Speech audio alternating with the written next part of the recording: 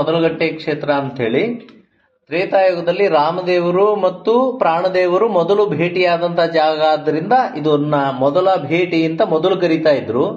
ಜನರ ಆಡು ಮಾತಿನಲ್ಲಿ ಅದು ನಂತರದ ಕಾಲದಲ್ಲಿ ಮೊದಲ ಗಟ್ಟಿ ಅಂತ ಹೇಳಿ ಅದು ನಾಮಾಂತರವಾಯಿತು ಅನ್ನೋದನ್ನ ಈ ಕ್ಷೇತ್ರದ ಹೆಸರಿಗೆ ಸಂಬಂಧಪಟ್ಟಂತೆ ಹೇಳುವಂತ ವಿಚಾರ. ಆದ್ರೆ ಇದು ತ್ರೇತಾಯುಗದಲ್ಲಿ ನಡೆದಂತ ಘಟನೆ. ರಾಮದೇವರು ಮತ್ತು ಪ್ರಾಣದೇವರು ಭೇಟಿಯಾದಂತ ಜಾಗ ಇದೆಲ್ಲವೂ ಕೂಡ ಕಿಷ್ಕಿಂಧ ಕ್ಷೇತ್ರಕ್ಕೆ ಸೇರಿರುವಂತದ್ದು.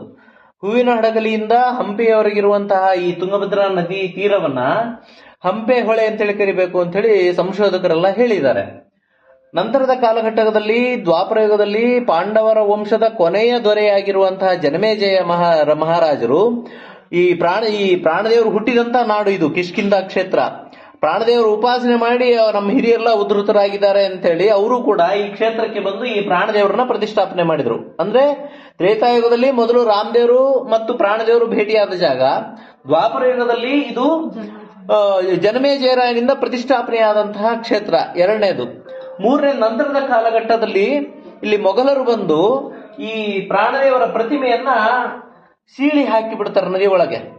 ಅವಾಗ ವ್ಯಾಸರಾಯರು ಬಂದಿದ್ದಾಗ ಇಲ್ಲಿ ನಾನು ಇಲ್ಲಿದ್ದೀನಪ್ಪ, ನನ್ನ ಪ್ರತಿಷ್ಠಾಪನೆ ಮಾಡು ಅಂತ ಹೇಳಿದಾಗ ಈ ಮೂರು ಭಾಗಗಳನ್ನ ನದಿಯಿಂದ ತಗೊಂಡ್ಬರ್ತಾರೆ ವ್ಯಾಸರಾಯರು. ನಾನು ಹೇಗೆ ಕಂಡು ಹಿಡಿಯೋದು ಅಂತ ಹೇಳಿ ಕೇಳಿದಾಗ, ನೀವು ನದಿಯಲ್ಲಿ ನಿತ್ಯ ಸ್ನಾನ ಅನ್ನಿಕಕ್ಕೆ ಹೋಗ್ತಿರಲ್ಲ, ಆಗ ಮುಳುಗು ಹಾಕ್ರಿ.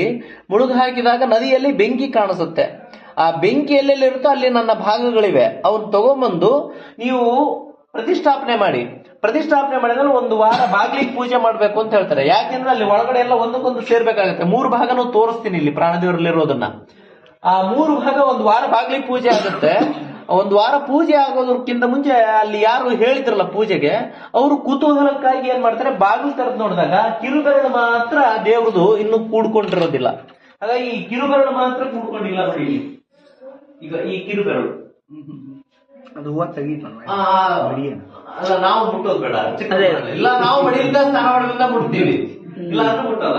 ಇಲ್ಲಿ ಮೂರು ಭಾಗ ತೋರಿಸ್ತೀನಿ ನೋಡಿ. ಮೊದಲು ಈ ಭಾಗ ಇಲ್ಲಿ ಕಾಣಿಸುತ್ತಾ, ಇದು ಮೊದಲನೇ ಭಾಗ.